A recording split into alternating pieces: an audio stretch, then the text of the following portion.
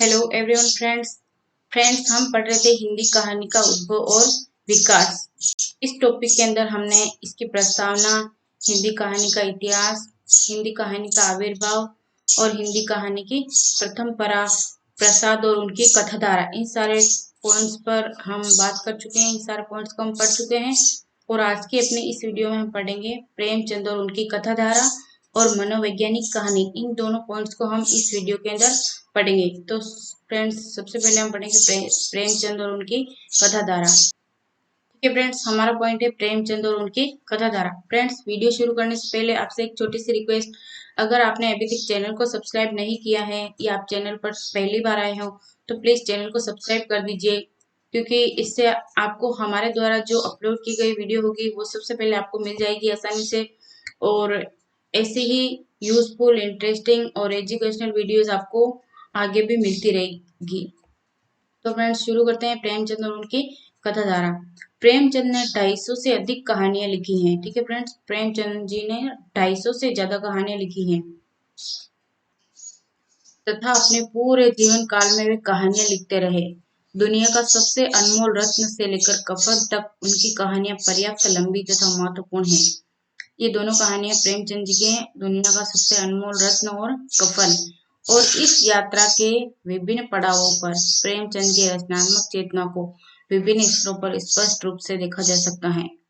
प्रेमचंद की कहानियों की दुनिया समान नहीं है, इसलिए डॉक्टर रामविलास शर्मा ने कहा है कि प्रेमचंद की कहानियां कला और विषय वस्तु के लिहाज से काफी ऊंचे नीचे स्तरों की रहती हैं। ठीक है, कहीं उन्होंने ऊंचे स्तर की कहानियां लिखी तो कभी नीचे स्तर की। तो उनकी कहानियों का जो स्तर है वो ऊंचा और नीचा दोनों स्तर का है। ठीक है, उनके उपन्यासों के बीच उतना बड़ा फासला नहीं है जितना उनकी कहानियों के बीच है। उनके उपन्यासों का स्तर जो है वो समान सा लगता है, इतना ऊंच नीच नहीं है उनके स्तर में। ठीक है, उपन्यासों के स्तर में, लेकिन जो उतार चढ़ाव इनकी कहानियों के स्तर का है वो ज्यादा है। ठीक है, उपन्यासों का उतार चढ़ाव इतना नहीं है जितना उनकी कहानियों के बीच। किंतु प्रेमचंद हिंदी के पहले कहानीकार हैं जिन्होंने कहानी विधा की कल्पना विलास और नीति उपदेश की स्थूलताओं से मुक्त कर सामाजिक यथार्थ के जीवन पर खड़ा किया। उन्होंने कहानी को पाठकों के मनोरंजन तथा मानसिक वृद्धि के साधन के साथ साथ उसे सामाजिक सरोकारों से जोड़कर पाठकों में कहानी के द्वारा सामाजिक चेतना के प्रकाश पर बल दिया है। प्रेमचंद के लिए कहानी लेखन का संबंध बुनियादी तौर पर सामाजिक परिवर्तन से है। ठीक है, प्रेमचंद की जो कहानी लेखन का जो मेन उद्देश्य है वो सामाजिक परिवर्तन है। उन्होंने सामाजिक परिवर्तन लाने के लिए कहानियां लिखी हैं। ठीक है, उन्होंने स्पष्ट स्वीकार किया है कि मैं और चीजों की तरह कला को भी उपयोगिता की तुला पर तोलता हूँ। वे कहानी के विषय में जो सोचते थे इन शब्दों से स्पष्ट हो जाता है। हमने जिस युग को भी पार किया उससे जीवन से कोई मतलब न था। हमारे साहित्यकार कल्पना की सृष्टि खड़ा कर उसमें मन माने तिलिस्मा बांधा करते। साहित्य से जीवन का कोई लगाव है, यह कल्पनाहीन था। कहानी है, जीवन है, दोनों परस्पर विरोधी वस्तुएं समझी जाती थी। स्पष्ट है कि प्रेमचंद ने हिंदी कहानी को जीवन तथा उसके सरोकारों के सामने लाकर खड़ा कर दिया। पंच परमेश्वर कहानी में प्रेमचंद की यह आस्था पूरी तन्मयता के साथ मुखरित हुई है। ठीक है फ्रेंड्स, पंच परमेश्वर कहानी के रचनाकार कौन है? प्रेमचंद। ठीक है, प्रेमचंद पंच परमेश्वर प्रेमचंद। ठीक है, पंच परमेश्वर प्रेमचंद। तो पंच परमेश्वर कहानी के रचनाकार कौन है? प्रेमचंद। किंतु मनुष्य का सज व्यक्तियों की विजय के चक्कर में प्रेमचंद उन मूल्यों का अनुमोदन कर जाते हैं जो अपनी प्रासंगिकता खो चुके हैं। बड़े घर की बेटी कहानी में प्रेमचंद को एहसास तो हो गया है कि संयुक्त परिवार प्रथा अब खंड हो चुकी है तथा उसे जिलाए रख सकना अब संभव नहीं है। किंतु कहानी का अंत जिस काल्पनिक आदर्शवाद की स्थापना के साथ होता है वह यथार्थ जीवन के विरुद्ध तो है ही। ऐसा लगता है कि प्रेमचंद दहती संयुक्त परिवार व्यवस्था की हिमायत कर रहे हैं। तीसरे तथा अंतिम दौर में प्रेमचंद न केवल जीवन यथार्थ को अपनी रचनात्मक चेतना का अंग बना लेते हैं, प्रयुक्त यथार्थ को रूपायित करते समय उनकी यथार्थवादी भंगिमा भी यथार्थवादी हो जाती है। प्रेमचंद का यह रूप हमें शतरंज के खिलाड़ी, बड़े भाई साहब, बूढ़ी काकी, ठाकुर का कुआं, सवा सेर गेहूं, गुल्ली डंडा, नशा, पूस की रात तथा कफन जैसी कहानियों में मिलता है। ये सारी प्रेमचंद जी की कहानियां हैं जो बहुत ही इम्पोर्टेंट है, इनको याद रखनी है। इनकी कहानियां कौन सी हैं फिर से देखते हैं। शतरंज के खिलाड़ी, बड़े भाई साहब, बूढ़ी काकी, ठाकुर का कुआं, सवा सेर गेहूं, गुल्ली डंडा, नशा, पूस की रात तथा कफन, ये सारी कहानियां प्रेमचंद जी ने लिखी हुई है। ठीक है, प्रेमचंद जी की कहानियां हैं। शतरंज का खिलाड़ी के मिर्जा सज्जाद अली और मीर रोशन अली राष्ट्र की समस्याओं तथा हलचलों से बेखबर अपनी जायदादों के सहारे ऐश कर रहे थे तथा अपने शौक शतरंज में डूबे थे। ये शतरंज के खिलाड़ी के अंदर का थोड़ा सा वर्णन है। पूस की रात तथा कफन उपयुक्त कहानियों से आगे की कहानियां हैं। पूस की रात में खेत के उजड़ने से हल्कू प्रसन्न है, जैसे उसने खेत के मालिक से बदला ले लिया है। उसकी पत्नी दुखी है कि अब मजदूरी करके माल गुजारी भरनी पड़ेगी, पर हल्कू इस भयानक स्थिति के एहसास के बावजूद प्रसन्न है, क्योंकि खेत उजड़ने पर अब ठंड की रात में खेत पर सोना तो नहीं पड़ेगा। कफन के घीसू माधव में तो सारा पारिवारिक और सामाजिक सद्भाव बुझ चुका है। उन दोनों को उस बुढ़िया के मर जाने की प्रतिष्ठा है जिसने उनके घर को व्यवस्था दी, पर उनके लिए बुढ़िया से ज्यादा कीमत भुने हुए आलू की है। गर्म गर्म आलुओं को जल्दी जल्दी खाने की घटना उनकी असहाय गरीबी का एहसास देती है। घीसू को 20 साल पहले ठाकुर की बारात में खाए व्यंजनों की याद आ जाती है। ठीक फ्रेंड्स, ये सारी रचनाएं कौन से किस में है? कफन के अंदर। ठीक है, कफन के अंदर इस तरीके का वर्णन है। प्रेमचंद की कहानियों की सबसे बड़ी शक्ति इस तथ्य में है कि वे कहानी लिखते नहीं, कहते हैं। ठीक है, प्रेमचंद जी इस तरीके से कहानी लिखते हैं कि वो लिख नहीं रहे हैं, जैसे कहानी कह रहे हैं ऐसी सरल भाषा में वो कहानी लिखते थे। डॉक्टर रामविलास शर्मा ने सवा सेर गेहूं के प्रारंभिक अंश, किसी गांव में शंकर नाम का एक कुर्मी किसान रहता था। ठीक है फ्रेंड्स, ये रामविलास शर्मा के बारे में हम पढ़ रहे हैं। तो सवा सेर गेहूं के प्रारंभिक अंश में उन्होंने इस तरीके से लिखा है कि किसी गांव में शंकर नाम का एक कुर्मी किसान रहता था। सीधा साधा गरीब आदमी था, अपने काम से काम, न किसी के लेने में न किसी के देने में, उदित करते हुए लिखा है। कहानी कथा कहने का ढंग हिंदुस्तान के हर गांव में कहने वाला और सुनने वाला जानता है। प्रेमचंद की हर कहानी का लहजा इतना सरल और सहज है कि पाठकों को खींचता है। प्रेमचंद के दिमाग में शायद यह बात रही हो कि वे केवल बुद्धिजीवी वर्ग के लिए, लोगों के लिए कहानी नहीं लिख रहे हैं। वे देश के अर्ध शिक्षित, अनपढ़ तथा गांवों में बसने वाले साधारण व्यक्ति तक अपनी बात पहुंचाना चाहते थे। ठीक है फ्रेंड्स, जो प्रेमचंद जी है उन्होंने इस उद्देश्य से रचना की है। उनकी भाषा सरल उन्होंने इसीलिए लिखी कि उनकी कहानी को हर कोई पढ़ सके। ठीक है, अशिक्षित और अनपढ़ सबको वो कहानी समझ में आए, इस तरीके की सरल भाषा का उन्होंने प्रयोग किया था। प्रेमचंद स्कूल के रचनाकार। प्रेमचंद की कहानी कला का फलक बहुत विस्तृत है और प्रेमचंद ने हिंदी कहानी को वह ऊंचाई प्रदान की जिसका अनुकरण आज तक की पीढ़ियां कर रही है। विश्वंभर नाथ जिज्जा, जीपी श्रीवास्तव, राजा राधिका रमन सिंह, विश्वंभर नाथ शर्मा कौशिक, पंडित ज्वाला दत्त शर्मा, गोविंद वल्लभ पंत, सुदर्शन, वृंदावन लाल वर्मा, भगवती प्रसाद वाजपेयी। ठीक है फ्रेंड्स, तो प्रेमचंद जी के बाद में आते हैं चंद्रदत्त शर्मा गुलेरी। ठीक है, प्रेमचंद जी के बाद जो सबसे अच्छा योगदान कहानी के अंदर रहा वो रहा चंद्रदत्त शर्मा गुलेरी जी का। विकास युग में ही चंद्रदत्त शर्मा गुलेरी ऐसे कहानीकार हैं जिन्हें प्रसाद या प्रेमचंद की परंपरा में नहीं रखा जा सकता, किंतु वे इस युग के बहुत महत्वपूर्ण कहानीकार हैं। हो सकता है उन्होंने और भी कहानियां लिखी हो, किंतु अभी तक उनकी 3 कहानियां ही प्रकाश में आई है। ठीक है फ्रेंड्स, जो चंद्रदत्त शर्मा गुलेरी जी हैं उन्होंने और भी कहानियां लिखी हैं या नहीं लिखी ये तो पता नहीं है, लेकिन जो प्रकाशित कहानियां हैं वो उनकी 3 कहानियां हैं। एक तो है उसने कहा था, सुखमय जीवन और बुद्धू का कांटा। ये तीनों ही सामाजिक कहानियां हैं। ठीक है, समाज की व्यवस्था के आधार पर लिखी गई कहानियां हैं, जिनमें बुद्धू का कांटा और सुखमय जीवन तो पठनीय और रोचक कहानियां हैं। उनकी उसने कहा था हिंदी की एक क्लासिक कहानी है। कहानी के आरंभिक युग में यह कहानी एक चमत्कार है, क्योंकि इस कहानी में शिल्प की नवीनता, वातावरण की सृष्टि, भाषा की प्रौढ़ता, चरित्र चित्रण की पूर्णता आदि ऐसे गुण हैं जो इस कहानी को विशिष्ट बनाते हैं। इसीलिए राजेंद्र यादव कहते हैं कि उसने कहा था हिंदी कहानी की पहली कहानी है, ठीक है, जो बहुत पुरानी होते हुए भी उसमें भाषा की प्रौढ़ता है, वातावरण की सृष्टि, नवीनता और चरित्र चित्रण की पूर्णता, सारे गुण इस कहानी में मिलते हैं। और बहुत पुरानी होते हुए भी इस तरीके के गुण इस कहानी में मिलते हैं। तो इस कहानी में पूर्व द्वितीय शैली का प्रथम बार प्रयोग हुआ है, इसलिए राजेंद्र यादव उसने कहा था कहानी को हिंदी की पहली कहानी मानते हैं। उसके बाद आता है संक्रांति काल। हिंदी कहानी के विकास युग में प्रसाद और प्रेमचंद दो ऐसे कहानीकार हैं।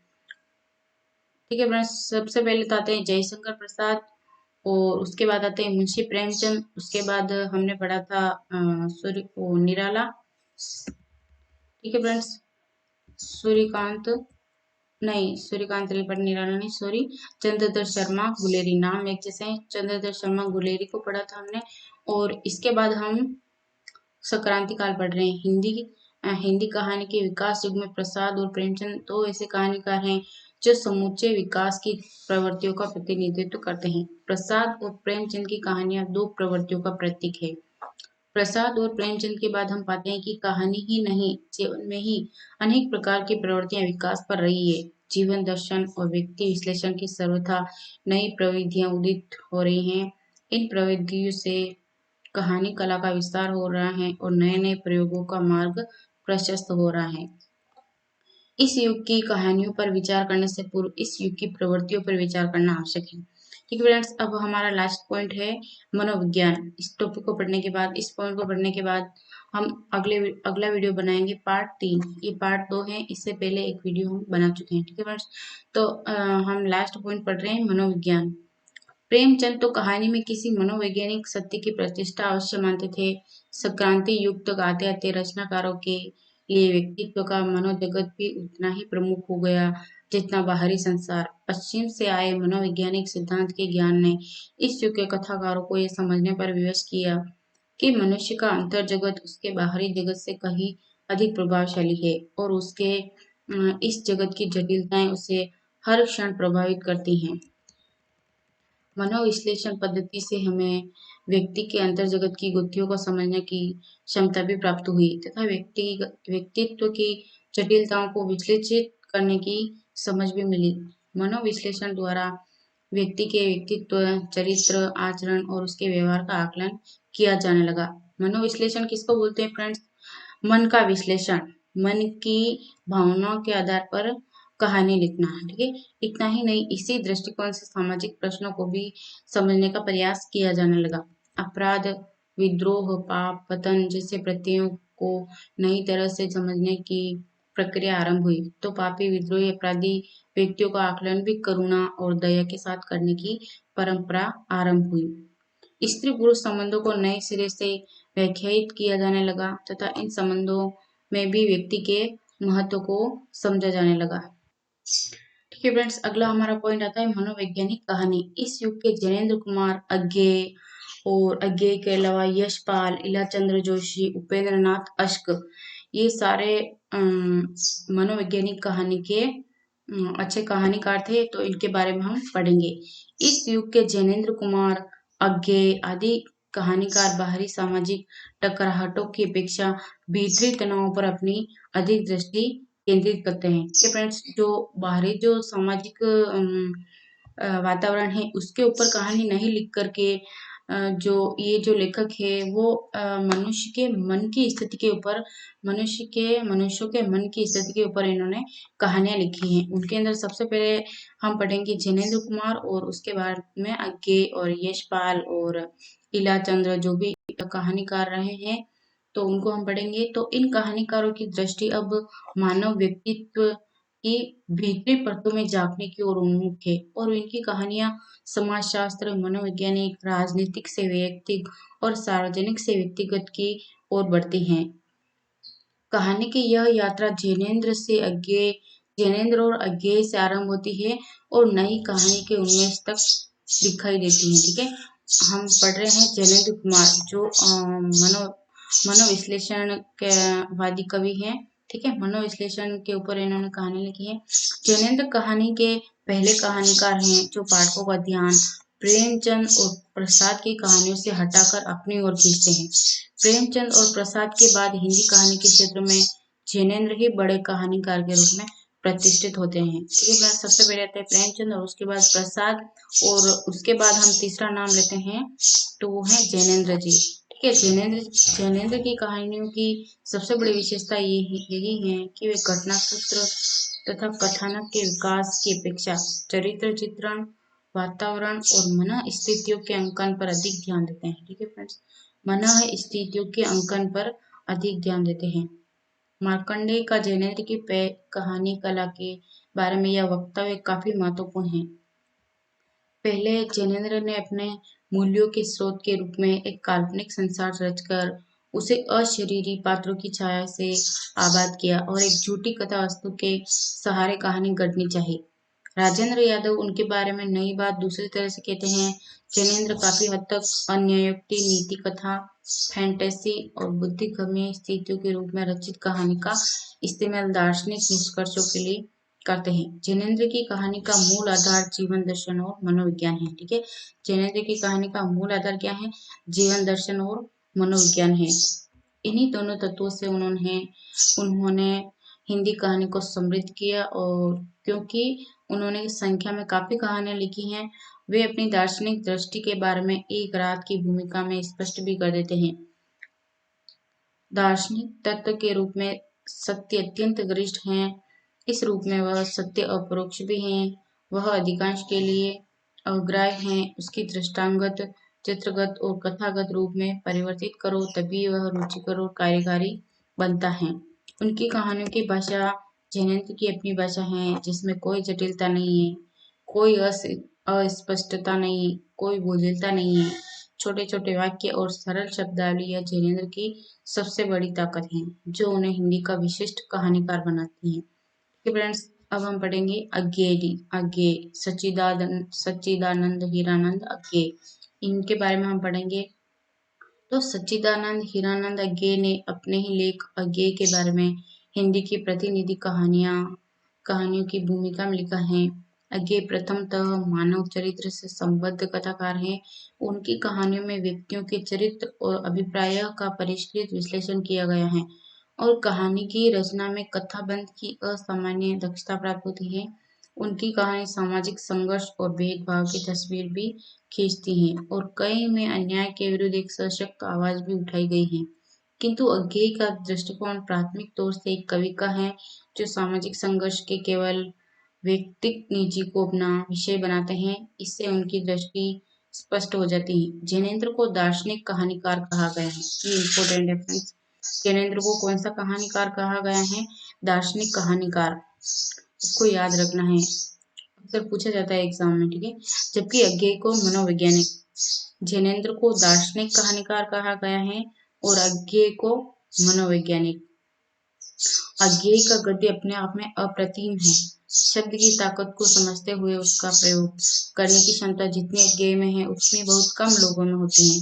शब्द की ताकत का इस्तेमाल अज्ञेय जी को बखूबी करना आता है। उन्होंने अपनी कहानियों की कई शैलियों में लिखकर रोचक और पठनीय बनाया है।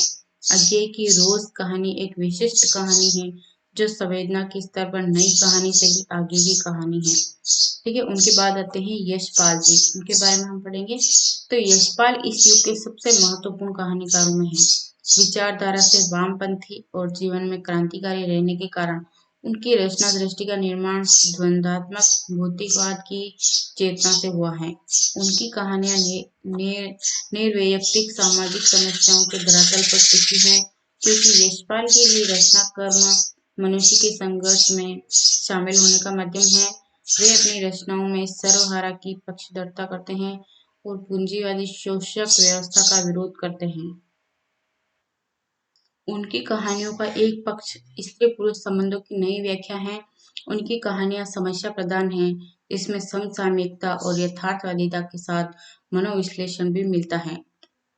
यशपाल का अपनी कहानियों में कथा विधान की विविधता और प्रयोग के प्रति उतना आग्रह नहीं है जितना लक्ष्य के प्रति है। फूलों का कुर्ता कहानी में वे सामाजिक मान्यताओं के खोखलेपन पर प्रहार करते हैं। वे सामाजिक, धार्मिक और व्यक्तिगत रूढ़ियों के प्रति बहुत तल्ख हैं। पर्दा यशपाल की एक श्रेष्ठ कहानी है जिसमें वे मध्य वर्ग के व्यक्ति के झूठे अहम का बड़ी कुशलता से चित्रण करते हैं। ठीक है फ्रेंड्स, अब हम पढ़ेंगे ईलाचंद्र जोशी जी के बारे में। संक्रांति युग में ईलाचंद्र जोशी अकेले ऐसे कथाकार हैं जिन्हें मनोवैज्ञानिक कहानीकार कहा जा सकता है। ठीक है, मनोवैज्ञानिक कहानीकार ईलाचंद्र जोशी। उनकी अपनी मान्यता है आधुनिक समाज में पुरुष की बौद्धिकता जो बढ़ती जा रही है, त्यों उनका अहम भाव तीव्र से तीव्रतर और व्यापक से व्यापकतर रूप ग्रहण करता चलता है। अपने तृप्त न होने वाले अहम भाव की अस्वाभाविक पूर्ति की चेष्टा में जब पग पग पग पग पर स्वाभाविक सफलता मिलती है तो वह बौखला उठता है और उसके बौखलाहट की प्रतिक्रिया के फलस्वरूप वह आत्मविनाश के पहले अपने आसपास के संसार के विनाश की योजना में जुट जाता है। उनके बाद हम पढ़ेंगे उपेंद्र नाथ अश्क जी के बारे में। अश्क जी की कहानियों के पात्र सामान्य जिंदगी के साधारण पात्र होते हैं। उनकी कहानियों में पति पत्नी, किसान, मजदूर, कर्मचारी, व्यवसायी आदि सभी तरह के पात्र मिलते हैं। डाची कहानीकार का भाकर, काले साहब का रिक्शा वाला, उबाल का चंदन, 324 का हैदर आम आदमी है जो जीवन संघर्ष में जूझ रहे हैं। ये पात्र यथार्थवादी पात्र हैं, किंतु अश्क की कहानियों में कुछ पात्र ऐसे भी हैं जिनकी रचना मनोवैज्ञानिक दृष्टि से हुई है और इन्हें टाइप पात्र कहा जा सकता है।